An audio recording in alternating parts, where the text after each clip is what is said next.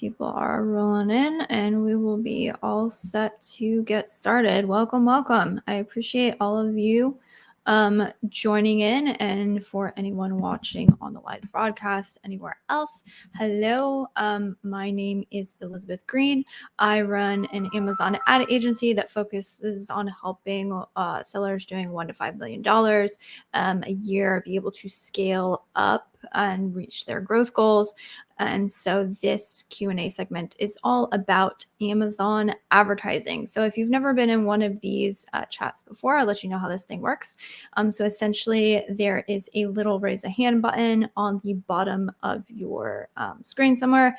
You can select that, which will allow you to raise a hand. I will then bring you up and you can ask your Amazon advertising question, and I will be able to get you that answer. So if there's anyone in the listening audience on LinkedIn who would like to raise a hand and ask your question, feel free to do so.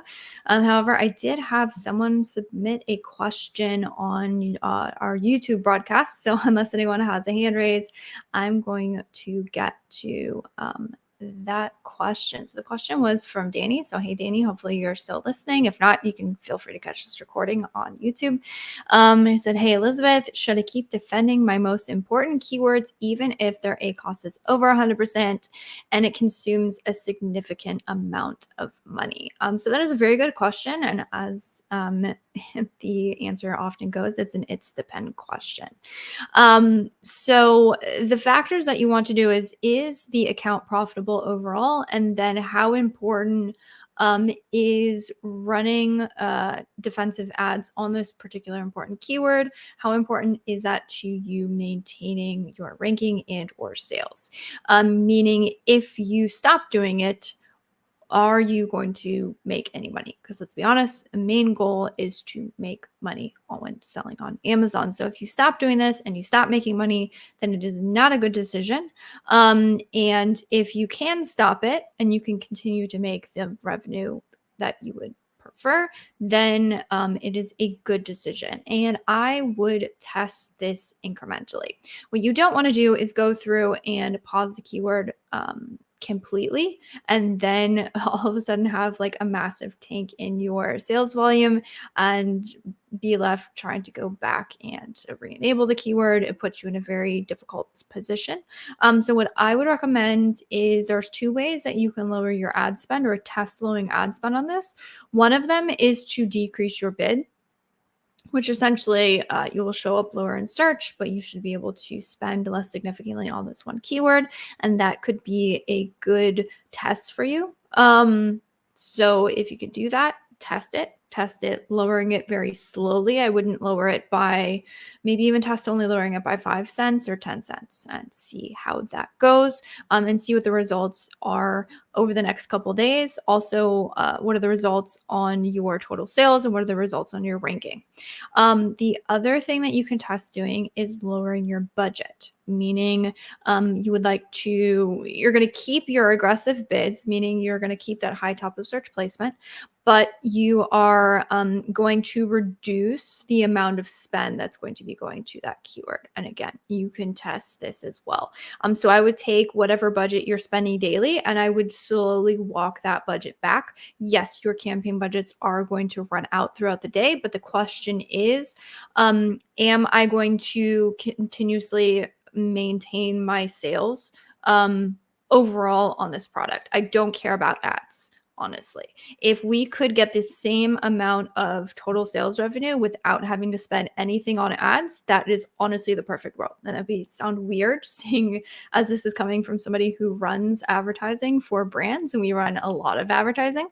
But that being said, you have to do what is in the best interest of the overall brand and the business, which is to make money. So if your ads are hindering that, see what kind of moves you can make to do that. So that would be the two things I would recommend doing: testing, seeing if lowering bids can help you get a little bit more profitable, see if lowering your budgets can help you get a little bit more profitable, and then test it over time over the next, I would say 2 and 3 days, maybe a week. What you don't want to do is like say, I'm going to test this for a week, leave it on, even though you're continuously seeing your sales plummet, and then saying, I got to wait a week. If you see like negative consequences immediately, then I would revert whatever changes you've made.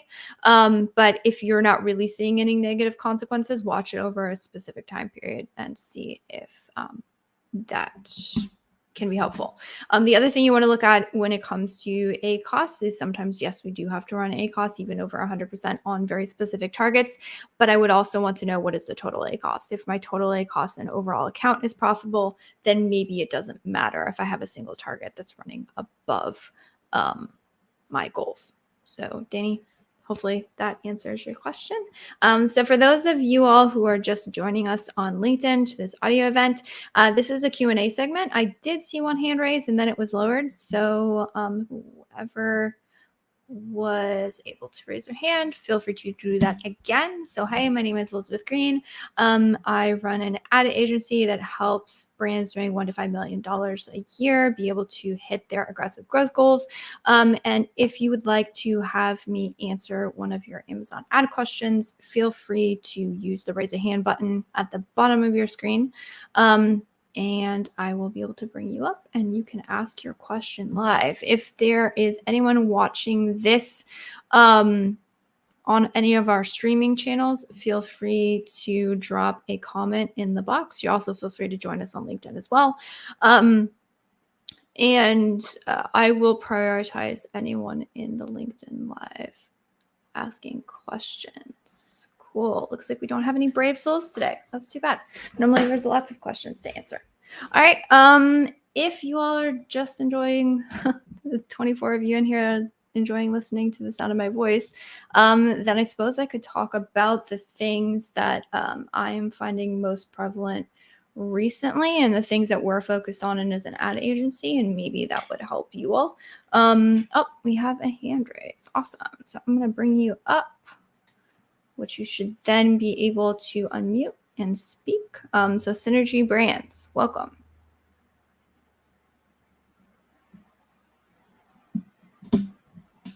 Are you unable to mute yourself or unmute yourself? You'll have to unmute before you can ask a question.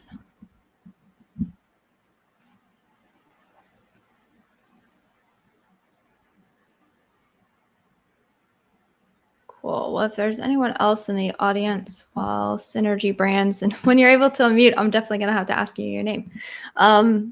But if anyone else has a question, feel free to use the raise a hand button at the bottom of the screen.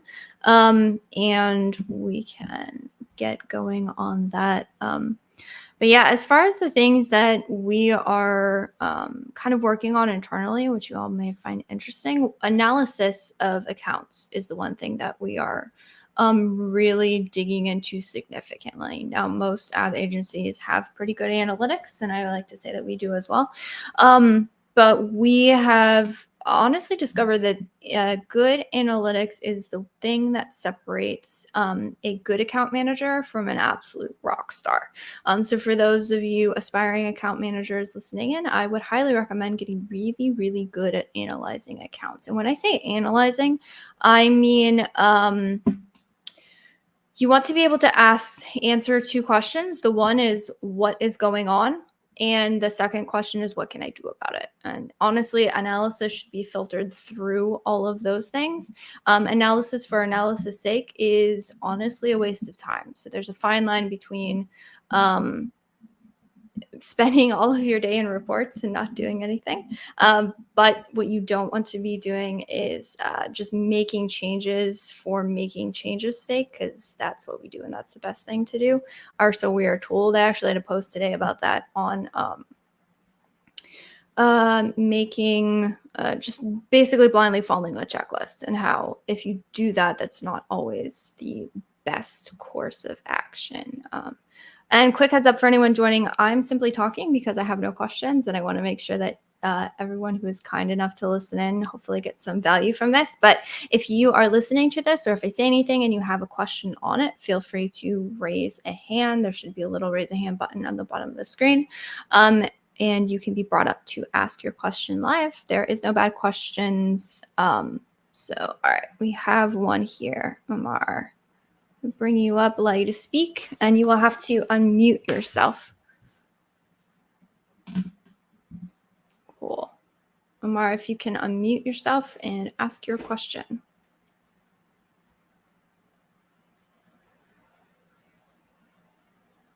Oh, shoot.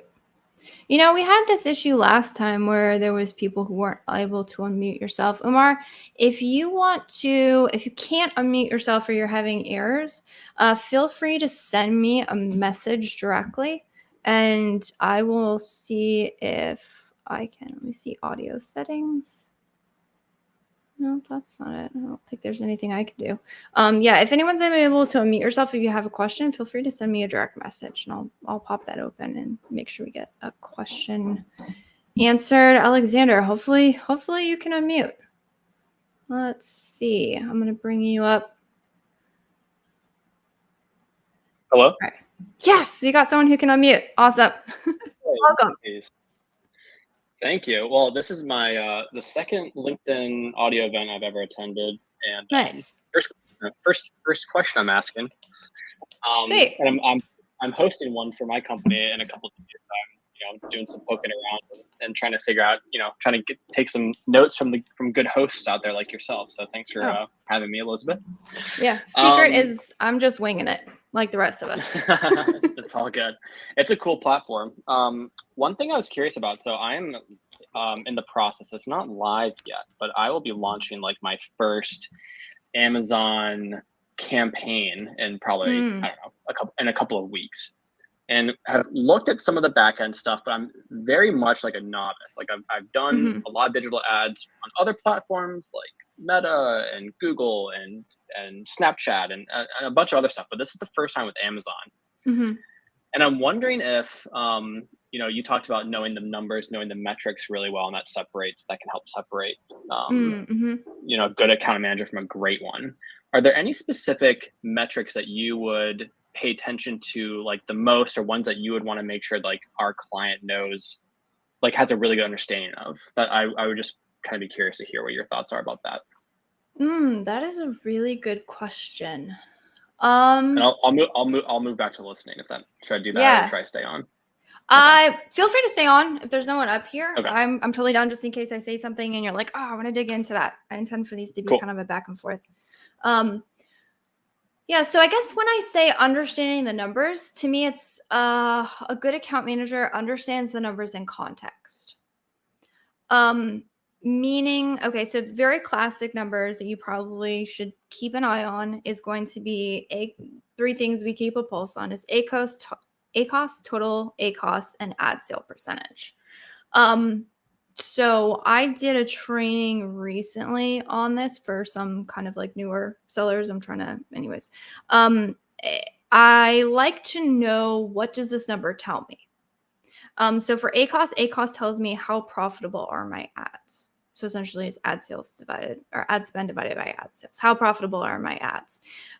My total ACOS, which is ad spend divided by total sales, is how profitable is my total account when factoring in ads. It's essentially like what percentage of my total sales did I have to spend on my advertising?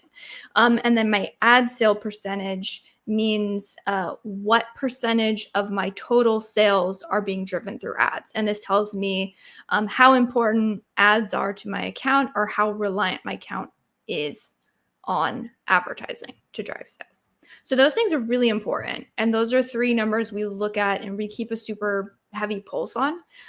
When I say knowing about the numbers in context, I mean, when you launch your first campaign, all of those numbers are going to be bad. Like they're all just going to be terrible. Because when you first launch, like you have no sales outside of ads. So 100% of my total sales are going to be driven through ads in the beginning. My ads are probably going to be very unprofitable because I've just launched my product. My total account's probably going to be unprofitable because the higher reliance I have on my ads, the more closely my entire account profit is going to be tied to my ad profit, which we kind of said in the beginning is like, we're unsure. And the two factors that determine how profitable my ads are my cost per click and my conversion rate, essentially. Kind of my average order value, but I actually have a whole YouTube video on, I call it like a new way to calculate ACOS. There's a better conversation, I think, recorded on the Ad Badger podcast with that. which kind of gives you like the context around that like ACOS number. So when I say in the beginning, knowing the context, it's going forward, I would talk to the client about kind of those three numbers, help them understand those, but you also want them to understand the context of it. Because if you tell them, hey, total ACOS is how profitable your account is, and they go, well, great, my account's super unprofitable. And you're like, well, let me put that in context by the fact that right now we're in launch sequence and you're probably going to be unprofitable. So that actually comes down to setting expectations. The other thing we keep an eye on is the total account sales, because all of our clients, let's be honest, they all want to make more sales. So we like to keep a pulse on that. Not that ads have everything to do with total sales, because there's a lot of other factors to it, but they do have a very heavy lift on your total sales. So we like to track that just to make sure that we're heading in a positive direction. As far as the first campaign launch, I don't think I currently have any content out there on the actual like structure as far as like campaign setup of a launch. I do have a really extensive walkthrough video on a workshop putting together a keyword list for product launches using Helium 10 that I think you would probably find very valuable. The two things that I find most important for launches is one, your bids, and two, your keywords that you choose. You get those two things right and get a lot of stuff wrong. And the launch will still pretty much work. So I would recommend checking that out. Okay. Nice. Is that on YouTube? It is. And if you message me, I can send you the direct link, or feel free to go try and find it if you want. Okay. Awesome. I will, I'll shoot you a message then. Sweet. Was any of that helpful, Thank or do you have a follow-up It was question? yeah, no, that was very helpful. Thank you. Sweet. I think just like a lot of other digital ads, it's gonna be a little bit of trial and error, especially at the beginning, right? Yes. Yeah. So trial and error, same thing. Context to Amazon ads that would be different than say like Meta ads is in Amazon, you're simply harnessing the current demand. You don't create the demand, meaning like you can't go out and find a bigger audience. Amazon kind of brings the audience to the platform and you get in front of them. Other like weird quirks contextually is when it comes to suggested bids, even if you're at the highest end of the suggested bids, sometimes your bid's not going to be high enough in the beginning. So sometimes impressions can be kind of difficult and you just got to like keep pushing bids till you can get something to work. Other weird quirks to the Amazon ad platform is that older campaigns tend to do the best, and you can even like replicate or copy a campaign and it won't always replicate performance. So that's kind of a weird quirk. Other than that, you'll do just fine. Cool. Nice. Thanks so much. Mm-hmm. Of course. I appreciate it. Awesome. I'm assuming I'm going to say it Reina, but let me know if I'm saying it incorrectly. Hello. Hello. How are you? I'm good. How are you? I'm doing well. Okay, thanks. So I have just recently launched a product. I launched this product on 20th July, and at start like 7 8 days I pushed high PPC, and then I started lowering my PPC. And after like 1st August, I am seeing a strange like behavior of sales. Like on 1st August, I saw 32 sales, and on the 2nd August, I saw 42 sales, and then the 3rd August, sales again dropped to 30, and then on 4th August, sale jumped to 37, then sale dropped to 24, and then again jumped to 38, and yesterday were 17 sales only. So in the meantime, my PPC spend is $40 for this product. So it doesn't change. But now I'm saying like strange behavior, like one day sales go up and the same next day sale drop. So what could be the cause of this? Yeah, so that's a really great question. This goes back to hopefully I'm a good account manager and I can help you diagnose problems and find the why. So I like to look at your Amazon sales. I call it the Amazon growth equation. Essentially, I have been pondering over accounts for like 5 years now, more than 5 years, and trying to figure out how can I look at the least amount of numbers to tell me the most amount of information? If you want to get efficient, that's literally like what you drive at incessantly. And what I discovered is that there are three numbers that, if multiplied together, will calculate your total sales, which is your sessions. So essentially, it's how much traffic is going to the listing. Your conversion rate, or essentially your unit session percentage. All of these are found in business reports, by the way. Your unit session percentage, which is out of everyone who actually lands on the listing, how many of those people are actually purchasing. And then the third thing is average order value, which is essentially how much money do I make on average when somebody elects to make a purchase.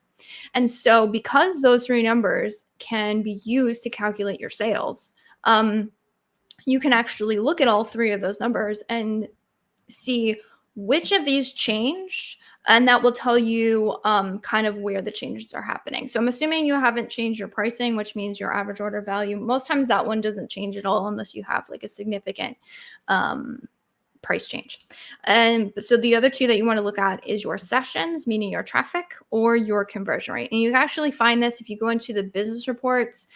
There is like traffic, and it's under the by date section. You can actually see like a rolling day over day view of your sessions and your unit session percentage. So the question you want to ask is, am I seeing less sales because there's less traffic going to the listing? Or am I seeing less sales because less people are converting? So if it's less traffic, that might be something that you'll have to work on pushing ads with. If there's less sales, that means there's a conversion rate issue. So it could just be, it sounds like you're in the very beginning stages of a launch. So I wouldn't read into things too much, but I would kind of take a look at, again, things that touch conversion rate, which is your pricing, your reviews, which is like your star rating, title, content of the listing, all of that good stuff. Actually, it's a strange. Like I have not changed price, but on 1st August I got a 5-star review, and after that, Mm, like this behavior started. Earlier, I was like getting more sales every day, but after that, a 5-star review, and it was with picture, and the customer explained very detailed way, like very good product, and he like appreciate everything, but he just mentioned one negative thing, that on this my product, our brand name was not printed. So she just mentioned this one thing, negative thing. All other things were positive, but hmm. it's changed after that. This thing is stated like one day up and one day down. Oh, Yeah. Oh, well, I yeah. mean, congrats on the positive review. That's, I mean, if you got a 5-star, that's a really good thing. I would say, honestly, probably just write it out. Things are going to fluctuate and change a lot in the beginning by looking at the conversion rates in the sessions. Because if you went in there and you said your conversion rate held solid, and then again, go into the business reports, under there on the left hand side there's a by date section. Click on one of those, you're going to see like day over day your changes. Now I think those most times take 24 to 48 hours to update, so you might not see like yesterday's data, which to be honest is quite annoying for me. I wish it updated same day, but here we are. So you can take a look and see, is the conversion rate changing? It's very common in the beginning, like people purchase more on weekends, or some products do better on weekdays, or it really just varies. If it is a sessions issue, meaning traffic issue, that's something that you can correct by ads. And it might have been that you ranked somewhere well before, and all of a sudden you're not ranking there. And then just the traffic to the listing is going to reflect that. So you can check there. Yes, so actually I am ranked on like very good keyword. It has like 37,000 plus search volume, and I Mm-hmm. keep fluctuating on that keyword. So could it be the reason of this? Like sometimes I get number one, number two rank on that, and sometimes I went to like 30 or 40 rank. Mm-hmm. So Yeah. So it could just could be, it be the reason? But yeah. I mean, it could be fluctuations in ranking. Again, my recommendation would be to look at the business reports, look at all three of those numbers, see what changed, and then that's going to help lead you to the correct answer. so the meantime, I was checking my sessions. So the time when my sale dropped, so session also dropped, but the conversion rate like was not much fluctuation, only 2 to 3% fluctuation in conversion rate. So it is the session number which is fluctuating. Yep. So that's a traffic thing, which might mean that you need to go after more keywords. Maybe you need to push bids on something. I mean, it could be as simple as you're still spending the same amount of money, but one of your competitors has increased their bids on a keyword. And so your bid is no longer competitive and you're not showing high in search. There's plenty of things, but that's great. That's awesome. It's not a conversion rate thing. So which means that the one comment on the guy's review didn't affect you whatsoever. It seems like it's just a traffic thing, which is definitely something you can fix from ads. So honestly, traffic is a lot easier to push more immediately than it is to try and get conversion rates up.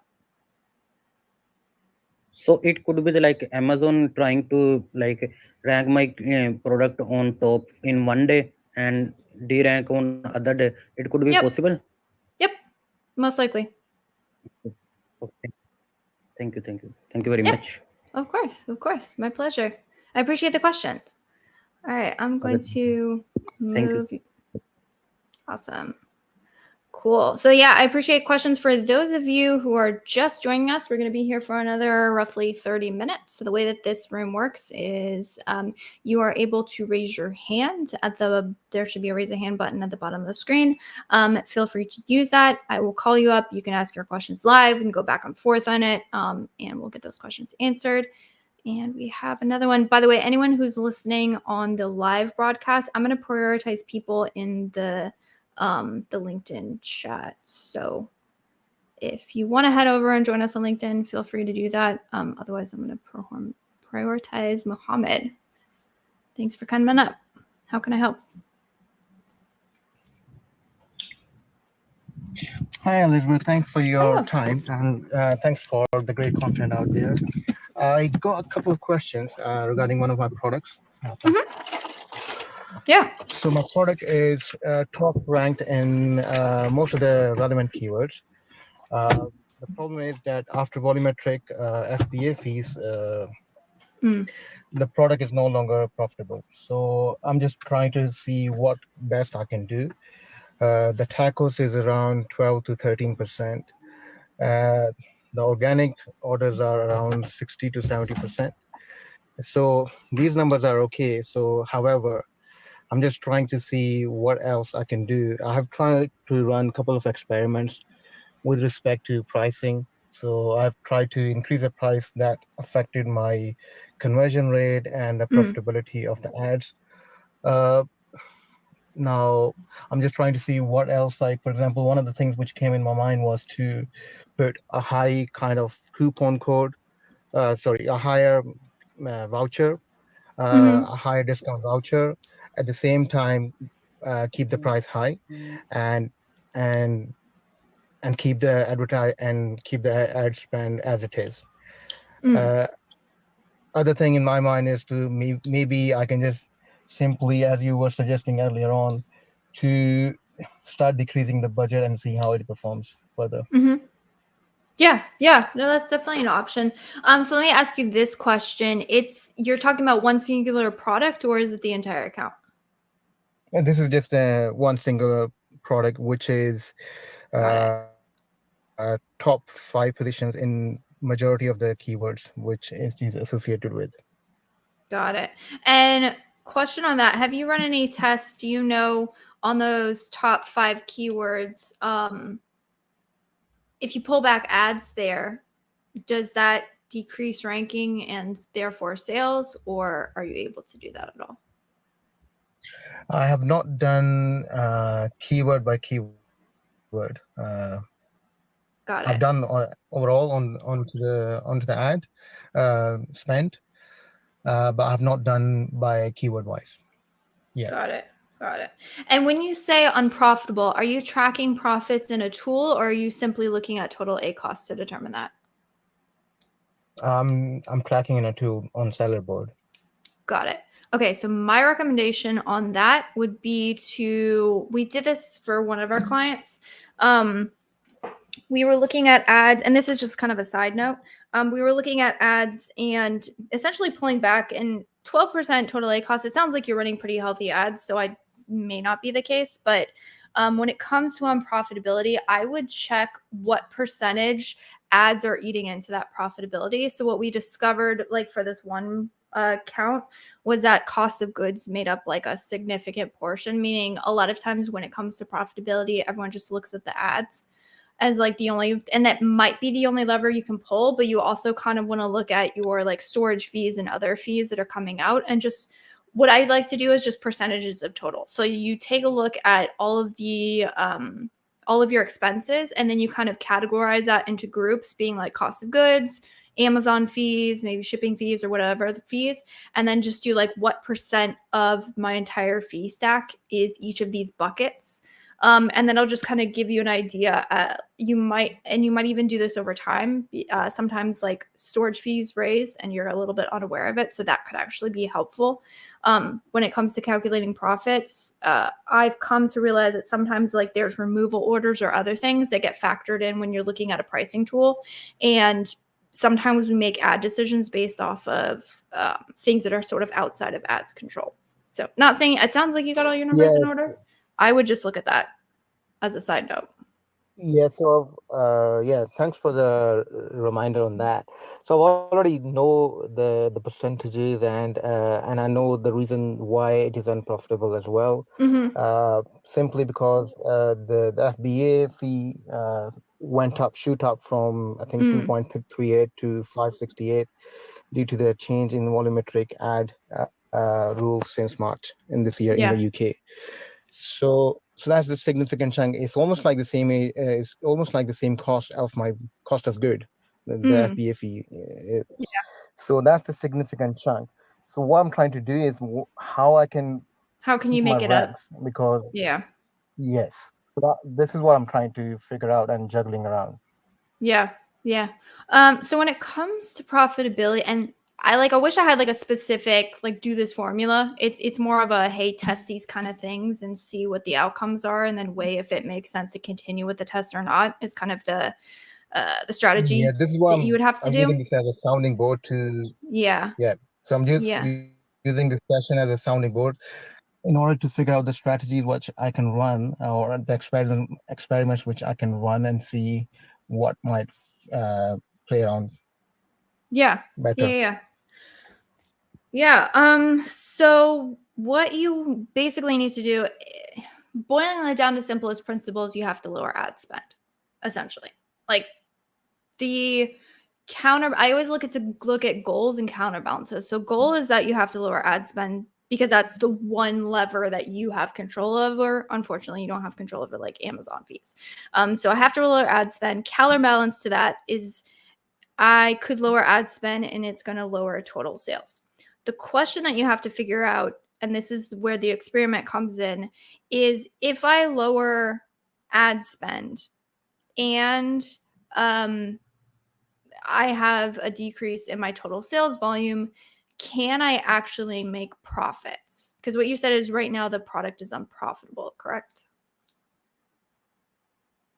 Essentially, correct. like you're losing money as it is selling now, it. even with Got it. So if I take into account of the tag cost 12 to 13, it varies between 12 to 15, but at the same time you're gonna look into the 4-5% of the returns as well. So if my margin is already at the price which I'm selling 20% and 15% is the tag cost and 5 goes in the returns, so I'm break even already there. Got it. So you need to hit what, a 10% total A cost number, roughly? Yeah, at least minimum. Okay. Yeah, so maybe shoot for 10 and then shoot for 8. Like see if you can get it to 10 and then see if you can get it to 8. I'm a big fan of increments.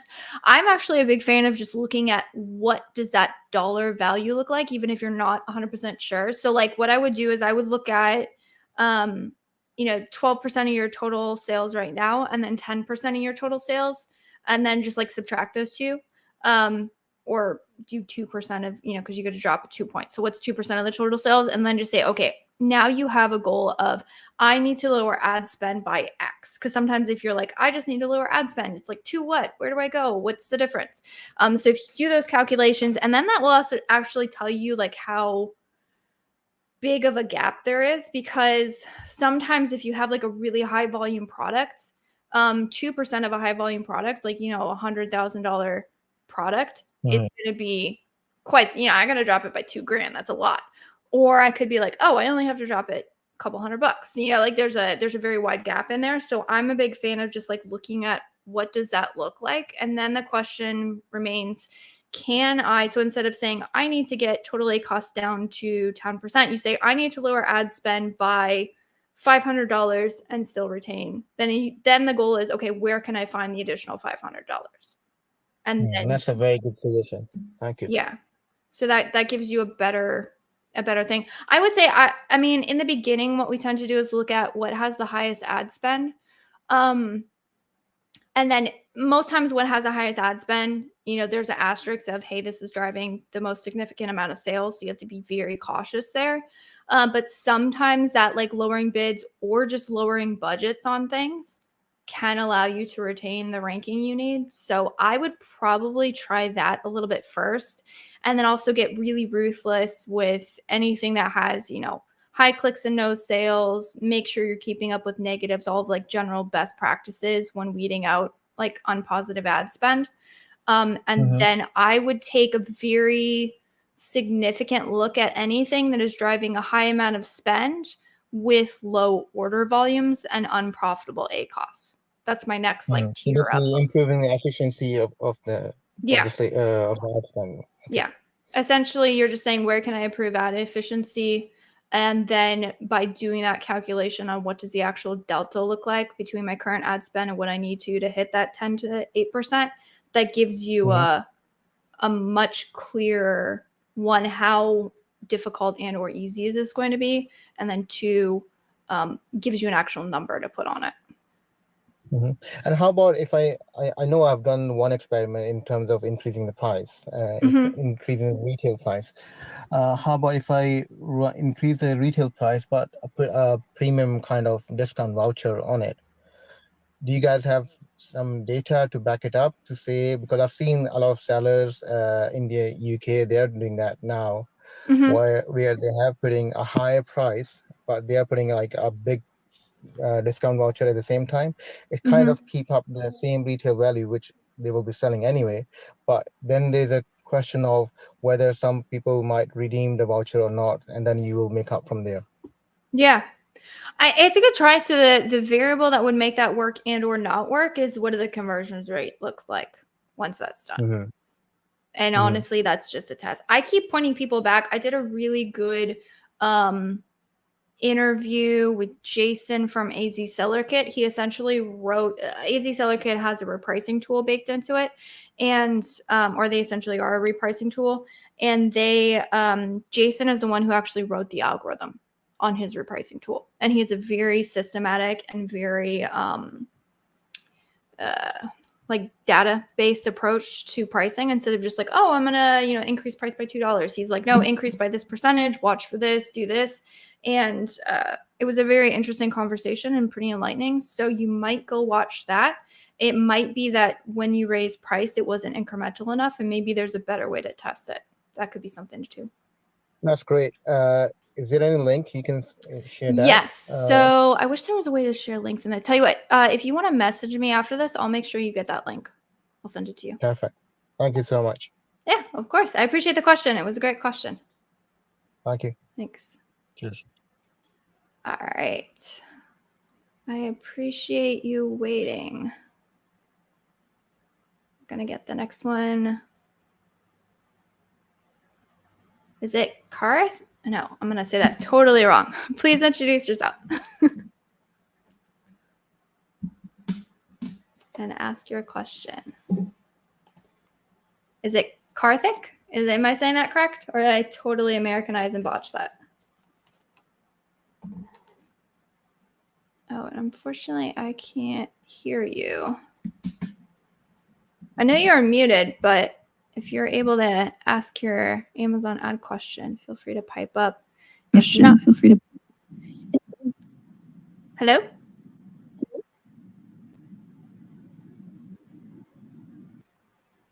Oh. Can you hear me? You want to go ahead and ask your ad question if you can.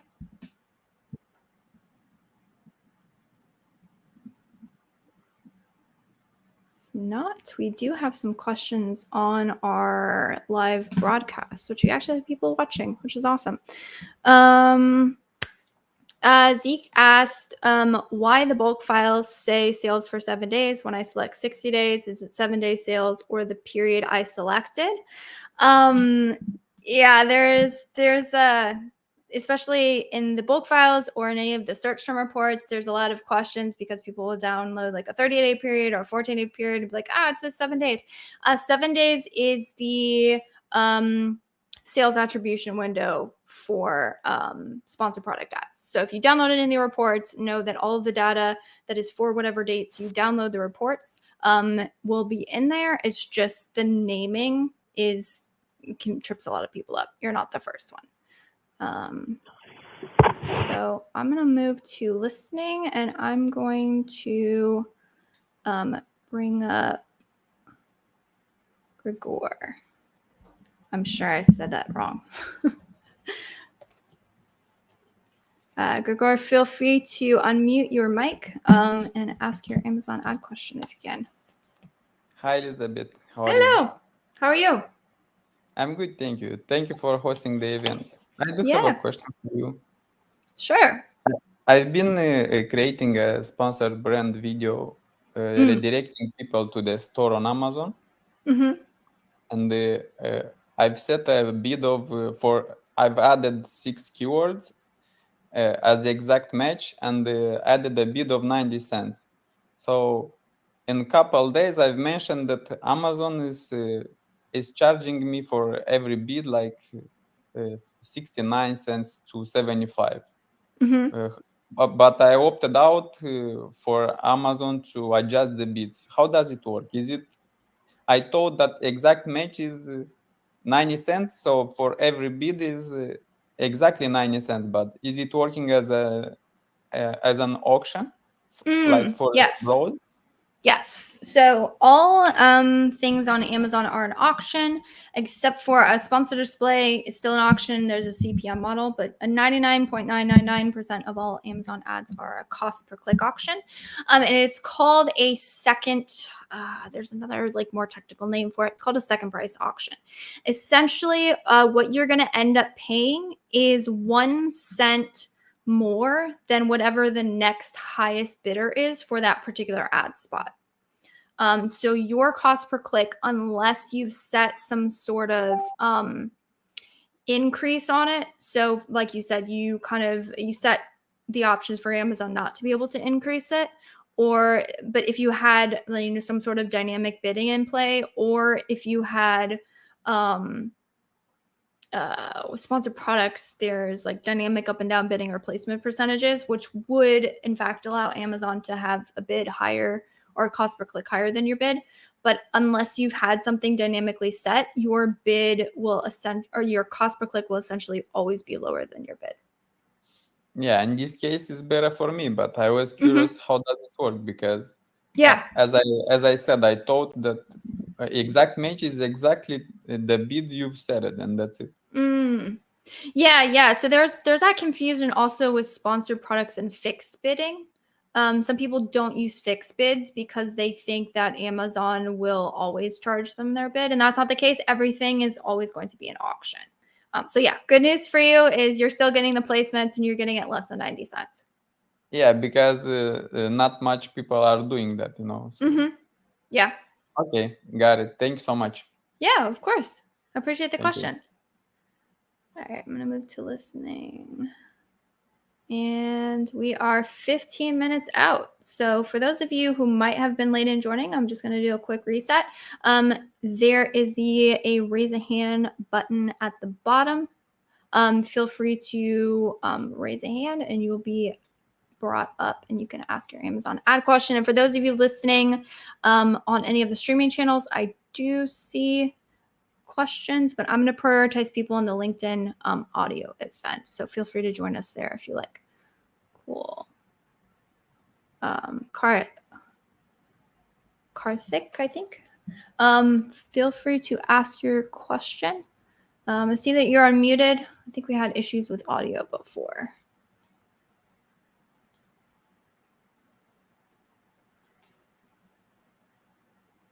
Well, if you are able to figure out your audio, feel free to pipe up. I see a lot of questions in the streaming channel, so I'm going to see if I can pull any of those up.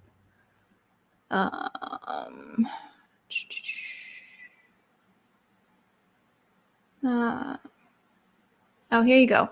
Abdullah had a question about, hi, I have a question to ask if we have a variation listing, like 3 sizes of shoe, and you are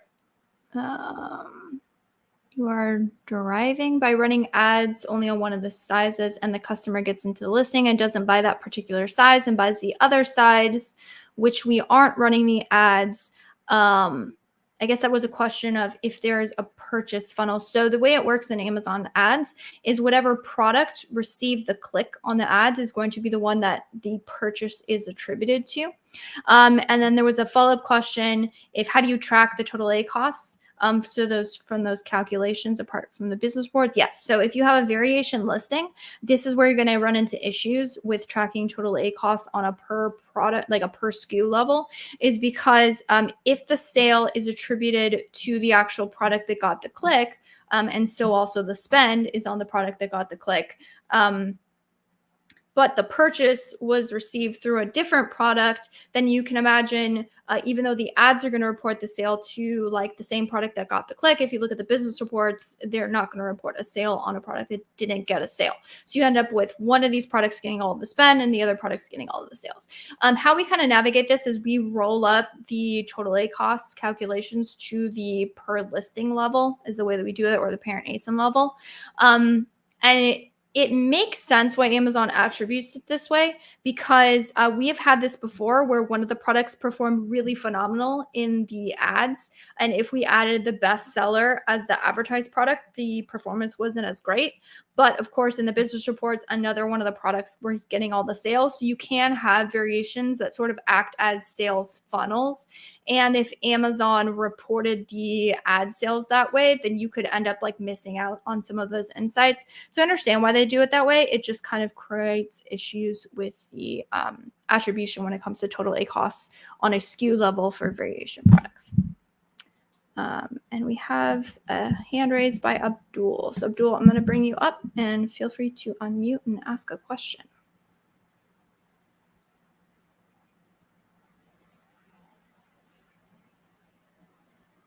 Abdul, are you able to unmute your mic? If you can't unmute it, then feel free to pipe up. Hello. Hi, Elizabeth. How are you? I'm doing well. How are you? I'm doing great. So, can you please tell me which PPC ad format is most effective among 3? Sorry, do you mind repeating it? What Amazon ad is most effective? Which ad format? I mean, sponsored product or sponsored brands or sponsored display? Good question. Which is the most effective one? Yes. So my follow-up question on that, and this is just for the benefit of the audience, and I'm not trying to be cheeky, is more effective for what? Like, what is the end goal here? I want to be careful by discounting any of the other ad types, being sponsored brands or sponsored display. That being said, if you are running ads with the purpose of ranking, then sponsored product is going to be the most effective for that. And if the purpose is, I mean, scaling? Yeah. So honestly, I would say all the above. If your goal is scaling and increasing like revenue, you're going to want to look at all the ad Increasing types. brand awareness. Yeah, I would all the above. I wouldn't isolate it to one specific ad type. So should I run a sponsored brand campaign in the start if my purpose is just ranking? So that would depend on the budget.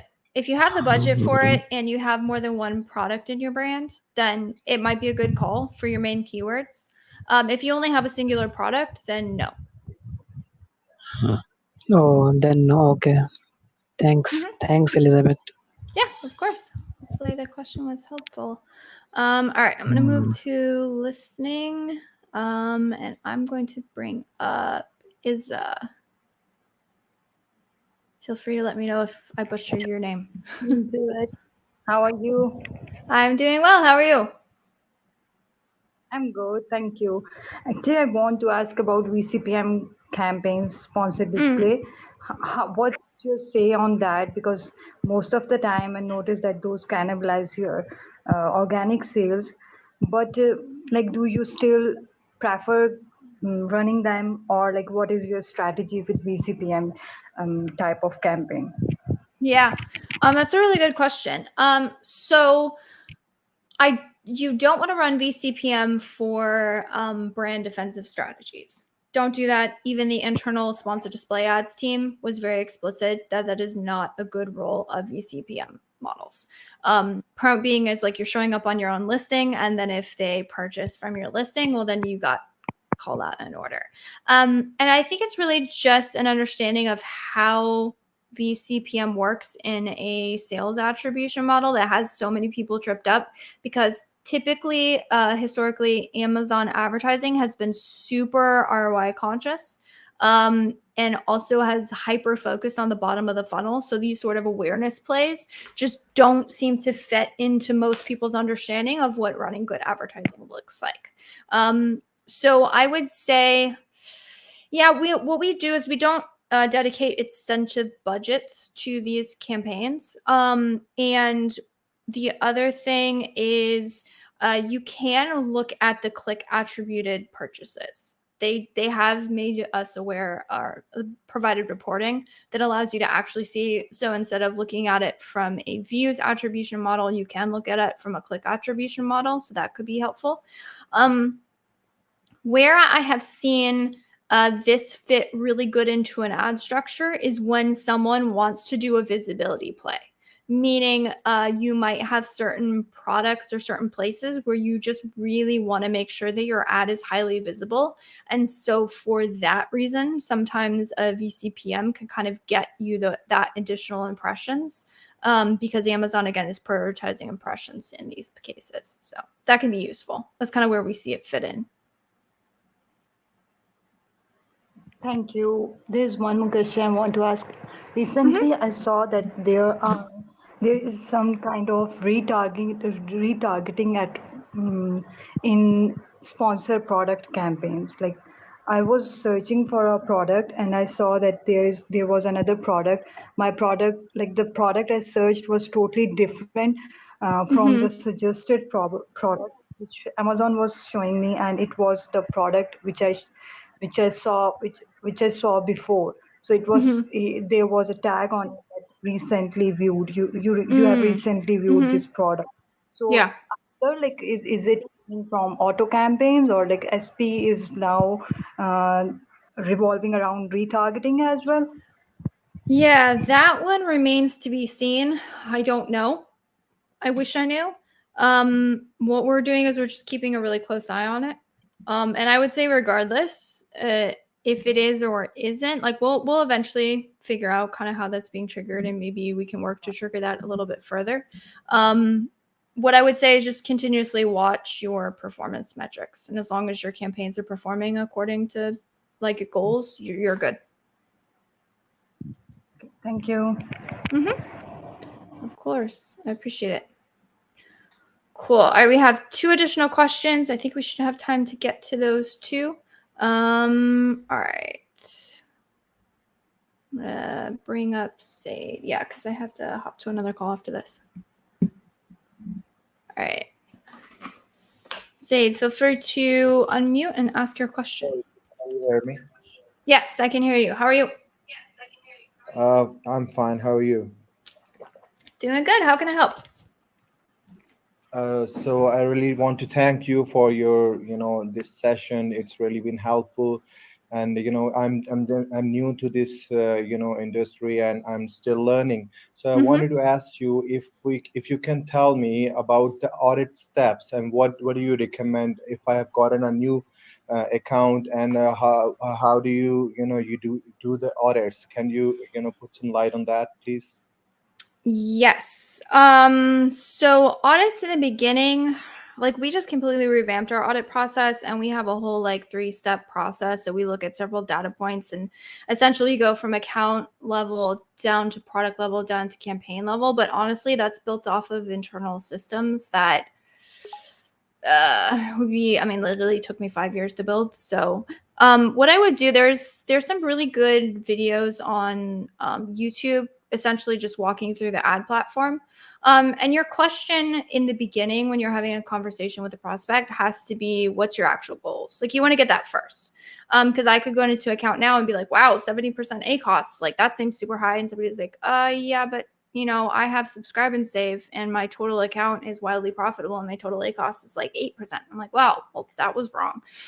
So you really need to get goals, and you need to get kind of what they're looking to do with the ads. Like, meaning, do they want to scale? Do they want to get more profitable? What are you looking to achieve? And then you bring that to the advertising. So you want to look at it again in context of what it is that's actually being someone's trying to achieve, and then you want to sorry, you have an echo on you. Anyways, so you want to look at the ads in, okay, this is the goal that needs to achieve. How can I build ads to achieve that goal? Are the ads currently built to achieve that goal? And then go at it from there. So you can look at structure, like structure in the ads as far as the campaigns is super important, because meaning if someone has like a whole bunch of products lumped into a single campaign that's driving a high amount of sales, then you can't push that campaign, because you essentially have to push all the products, and there's a whole mess you got to untangle before you can scale. But structure from your campaigns are named super crappy and you have poor portfolio structure. Yes, that stuff is relevant to whoever's managing the ad account, because it makes it super, it makes it inefficient to find things. But from a seller perspective, all they care is, can you drive more sales for me? It's really everyone cares about. And like, yes, campaign naming structure can help, portfolios can help. But I would look at those things last. I would look at you want to look at ad inefficiencies, and is the current account set up to do what it is that I want to do, which most cases is drive sales and drive profitable sales. So if the account's unprofitable, you want to look at, okay, so then what's total A cost goals? So for instance, that last question about like, how do I bring down total A costs? If they're at a 12%, they're looking to do a 10%. What amount of ad spend do I need to decrease this account by to be able to hit that? And then can I find that amount of ad waste in the account? And then just look at it from that perspective. So you want to look at campaign structure. Again, campaign structure not being naming. Campaign structure is, are products grouped in a way that allows me to dedicate specific ad spend to them? Or do I have to do a complete like campaign disassembly and like rework of the account to even do what it is that I want to do in the first place? And then what is the performance of the current campaigns? Meaning, do we have things driving high volumes of sales? Is that structure built out in a way that I could immediately go in and scale up today? Meaning, like, our budget's running out. Do I have high bids set on things that shouldn't have high bids? Do I have low bids set on things that shouldn't have low bids? That kind of general overview of the account. Thank you so much. Yeah, of course. Appreciate the question. All right, we have 2 minutes, and I do not give short answers. So I'm going to try and answer this one as quickly as I can. And then for anyone else with a hand raise, I'm going to have to bounce. But Sade, feel free to unmute and ask your question. Hello, Elizabeth. How are you? I'm doing well. How are you? Yeah, I'm doing great. Okay, so I have a question that recently I've been working with a brand that we have one product in the UK market.